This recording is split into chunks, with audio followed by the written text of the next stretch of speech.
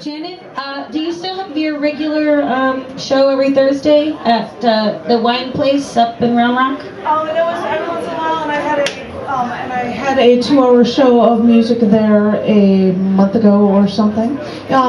Might as well, because I'm going to have to use something to hold and read. Thank you. So yes, I do music and I do poetry and stuff. But hi, I'm Janet.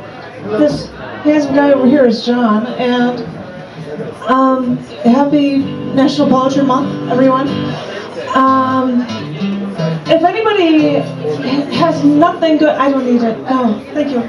Because I forgot my stuff, so I have to read everything off my phone. If nobody has anything going on Sunday, I thought it'd be a good idea if we could all get together at Graffiti Park at the far left side, maybe Sunday at like 3:30 in the afternoon, and just bomb the place with poetry.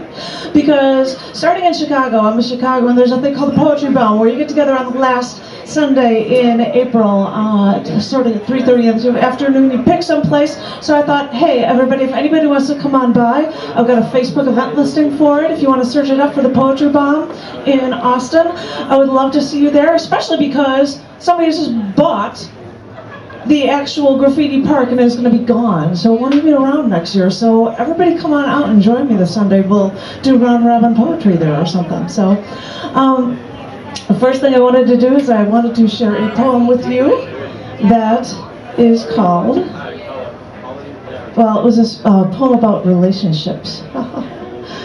And it is called Being God.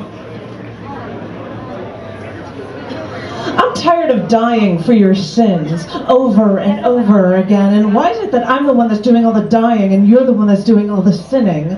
I don't think you're learning your lesson.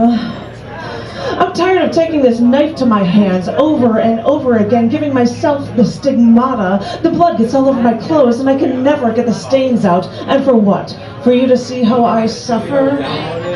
I'm tired of being humble when I'm supposed to be the one with the power. Over and over again, I become your servant, and never are you bowing to me. I don't even get a thank you. I'm tired of preaching to the converted when the converted aren't even really listening. They're all just snoring in the back rows while I deliver my sermon, and there isn't even air conditioning in here, and I'm sweating. I'm tired of coming to you and healing the sick, taking away your problems over and over again, giving you something to look forward to, and all I have is an eternity of waiting for someone to take my place and tend to my wounds. I'm tired of giving the earth up to you, watching the devil's work be done, and you know, he's just sitting down there looking at me and laughing over and over again because it's so easy for him when he doesn't have to work. I'm tired of being your salvation over and over again and you turning to me, and I've got no one to turn to but myself. It's a bitch, you know, being your own God, since no one can save me from me. I'm tired of being your teacher, handing you what you need on a silver platter and waiting for that damn collection plate, and someone's always stealing out of it from the back row. I know who you are, you who leave me nothing. I'm tired of wearing this crown of thorns over and over again. The needles prick my skin, and even gods bleed. At least this one does. And whenever I ask you to wipe the blood out of my eyes, well, I can't see you anywhere. I'm tired of being something for everybody when everybody is nothing for me. Maybe the devil has the right idea, you know. Maybe I'll just sit back and wait for you to miss me as you wonder, who's your Messiah now? Thank you.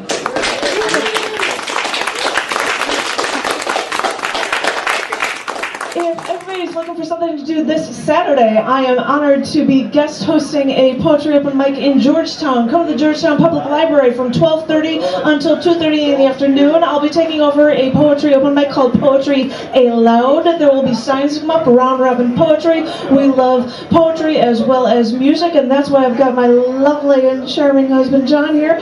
I know my lovely host has heard this song recently, but I wanted to share with you a poem of mine that is set to music from John. There's a song called Made Any Difference.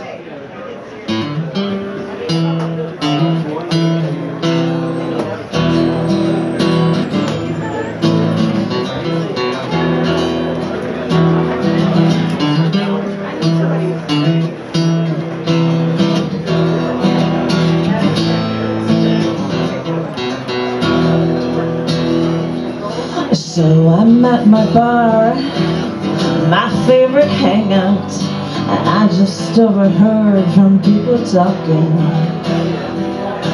that another guy who's always here in the past few months has had a few strokes.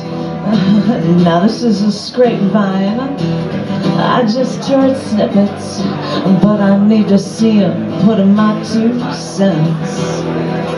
He went up for a smoke, and even though I don't, I walked up to him after he lit up. I reached my hand out toward his cigarette. He offered me a new one. I reached my hand out toward his cigarette. He offered me a new one, but I wanted his. Then holding a smoke, I told him that I heard. I spoke of his wife, asked about his kid.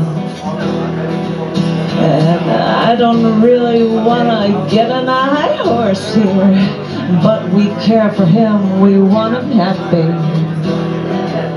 He said I was right, he'll take some time off. Then holding his smoke, he said that he should quit.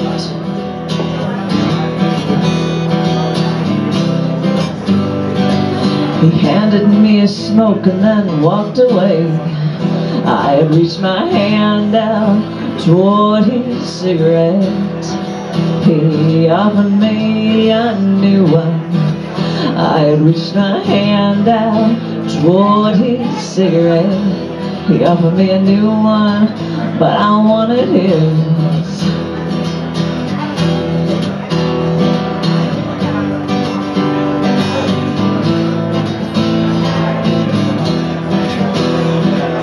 I stood there a while, sucking nicotine, wondering if I made any difference.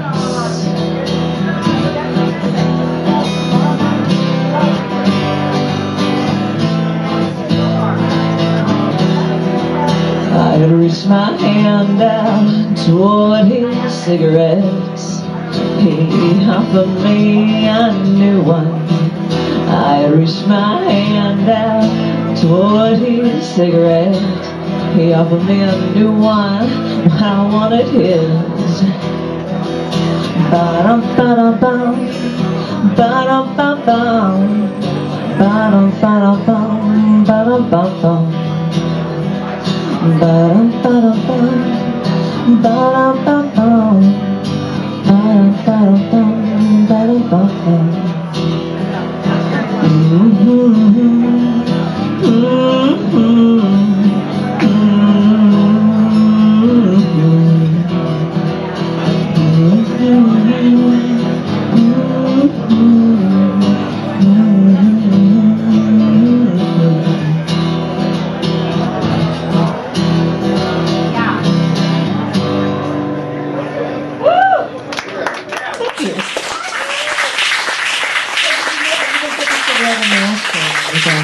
I thought that would be the nicest thing I could do at this. Yeah, I thought put my imaginary cigarette in the ashtray. This last one I'm going to share with you. I'm a Chicagoan that's moved here recently in recent years, and recently, shortly before leaving, I did a feature there about dealing with getting arrested and dealing with court stuff in Chicago. And this is one of the poems that was a part of the show, and I hope you appreciate it. I don't get to swear that often, so I'm enjoying this. And this is called a poem called Vent. As a part of my bargaining before sentencing, I have to go through group evaluation sessions. There are like a dozen of us in here waiting to start. We all just sit here and shut up and look around and wait. The walls' rooms are painted blue, kind of like an industrial blue, but I don't even know what an industrial blue looks like. The walls make me think of Pepto-Bismol, but not pink. It's like they're a Pepto-Bismol blue. On one wall, there's a motivational poster for opportunity. It says, if opportunity doesn't knock, build a wall. I'm building my walls. I'll scoop out the mortar and slather that grout so thick that no one can move the bricks or hear my screams. Like this place is going to do me an ounce of good. I know I played my cards right and was nice to the cops, but that one guy, the one who's bald on top of his head, and he's got this completely hideous ring of hair circling his head like ear warmers, I'd like to take a stainless steel spade and bash his fucking head in, but once he fell to the ground, I would take an ice pick and pop out each one of his tiny, beady little ugly eyes and then spear his tongue with that ice pick so that he could taste his eye juice.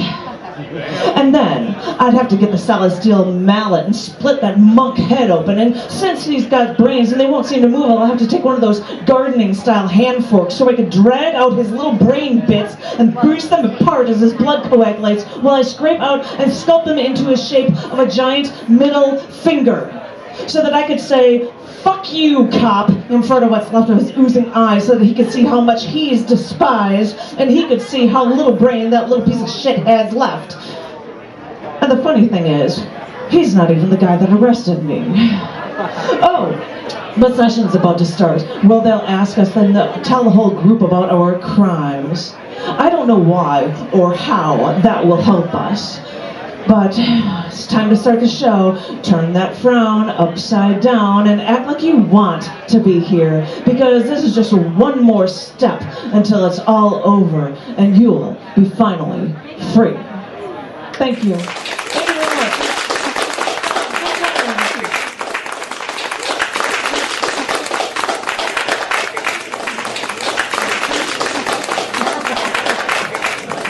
All right, everybody give it up for Janet and John.